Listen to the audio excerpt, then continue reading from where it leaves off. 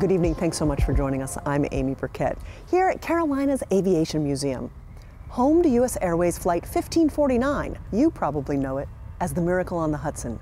10 years ago, on January 15th, this jet carrying 155 passengers and crew left New York City for Charlotte. Within minutes, everyone's worst nightmare was happening. The complete loss of power from both engines, the jet falling from the sky. Tonight, we bring you some stories from the people on board. PBS Charlotte's Jeff Saunier and videographer Doug Stacker join us from LaGuardia Airport, where it all began. You know, for most travelers, LaGuardia is pretty much like every other busy airport. You check your bags, you check your phone, you check the weather out the window. Another gray day in New York, hopefully better weather back in Charlotte. But for the 155 passengers and crew members who boarded U.S. Airways Flight 1549 here, well, this is where their typical day at the airport turned into a life changer. Nothing extraordinary, right? It's about 60 or 70 seconds later, you hear a boom, and it was explosive sound. The plane shook. You could feel the whole plane shake. That was the moment. It was like a loud noise and heavy turbulence type of thing. Imagine an engine going clack, clack, clack, clack, clack, clack, clack. The moment these passengers on Flight 1549, New York to Charlotte, realized their last day in New York might actually be their last day anywhere. I wasn't supposed to be on the plane. I was scheduled to be on the 5 o'clock flight that night, but we got out of work early that day over in Brooklyn, so I caught the earlier flight. The safety card in your seat pocket explains the safety features of this airplane, including the location. The moment they wish they paid more attention to the safety announcement. This airplane has 2 exit doors in the front. It's like a routine, and you kind of take it for granted, I guess, until something really happens, you know.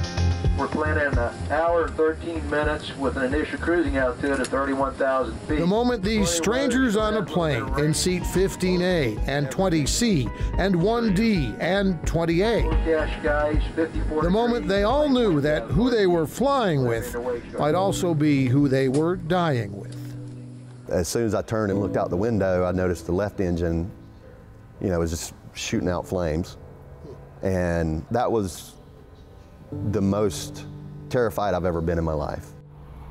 And all I could see is water in front, and I said, this is not good.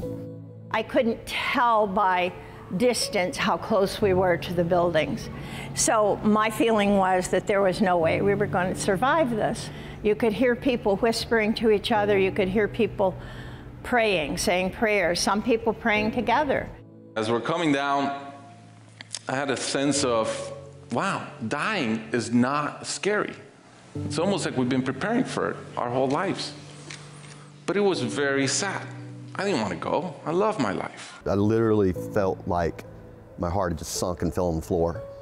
I'm like, this is it. I'm gonna die. But that quickly was washed over by this sense of calmness. When I was praying, I remember that I wasn't saying, please save us, because I didn't think we could be saved. I didn't see a chance of us being saved. I was just thinking to myself, please don't make this horrible for my family.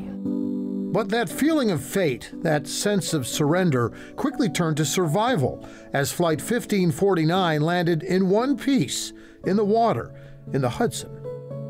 In the back of the plane, we could feel the tail hit. I still had my head down, and I turned to look, and in the aisle of the plane in the back, I could see little fountains of water shooting up through the floorboards. And that's when I knew, oh my God, we must be in the river. And I could feel how cold it was. It was just frigid cold. And that startled me, but it also told me I was still alive. I remember I was actually looking at my hands and looking at my feet, and I'm like, I'm in one piece. That's when my hope changed from like thinking I was gonna die to, wow, I think we're gonna survive this. I knew I was alive.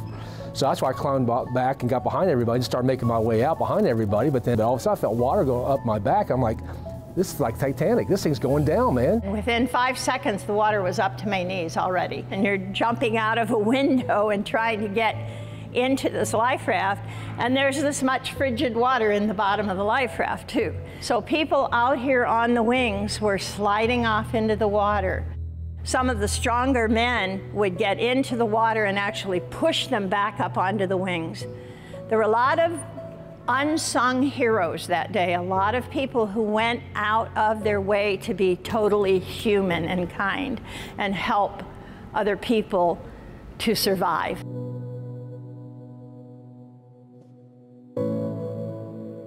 And there was a picture of me hanging out of the plane, waist deep in the water. And that's when I realized, whoa, I was one of the last passengers off this thing. And all of a sudden, my life's like, wow. I mean, I was shocked when I saw that on TV. And that's what sort of opened my eyes, like, this is a miracle. This is really a miracle. That miracle for passenger 15C, Charlotte businessman Dave Sanderson, there's not too many people that survived a plane crash. Right. Is what brings him here, year after year, to Palisades Medical Center.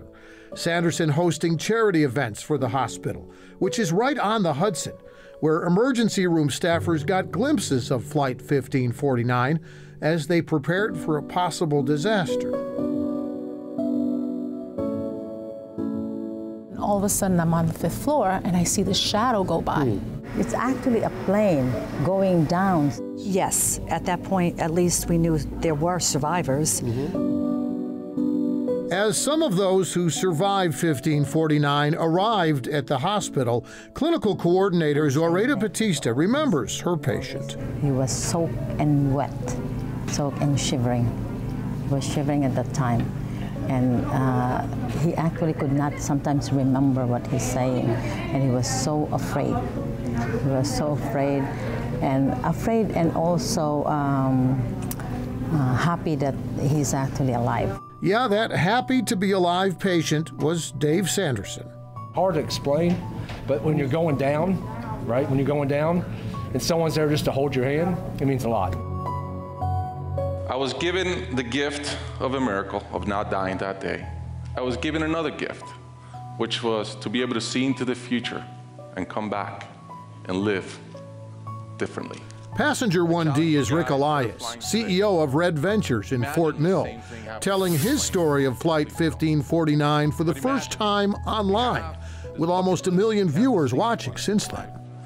And I thought about all the people I wanted to reach out that I didn't, all the fences I wanted to mend, all the experiences I wanted to have and I never did. And the fact was that everybody survived. 20C passenger Beth McHugh and 20A passenger Ben Bostic. There's so many little tiny miracles that went into making this happen. Share their stories of Flight 1549 with groups who come to see the plane in Charlotte. Yeah, like right up in one of those windows is where I was staring out at the engine on the way down. Bostic shows us his own photos of that snowy morning in New York before the flight. His business trip to Manhattan ending in a rubber raft, looking at the plane's sinking tail fin with his fellow 1549 survivors, those strangers on a plane who are strangers no more. I mean, I remember actually being humbled to tears when I thought about how I was just, for some reason, a part of this group of like absolutely incredible individuals. I'm glad you were all here today. Thanks for coming. Meanwhile, Beth McHugh was a regular on Flight 1549, flying home to Charlotte from sales calls in New Jersey almost every week.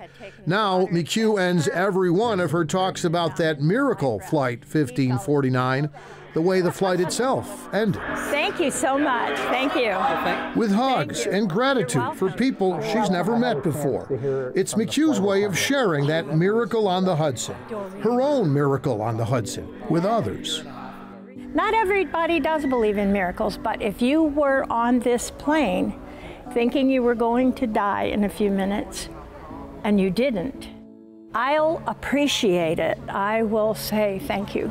Because I'm alive, I've got a chance to do something. A second chance is part of our miracle.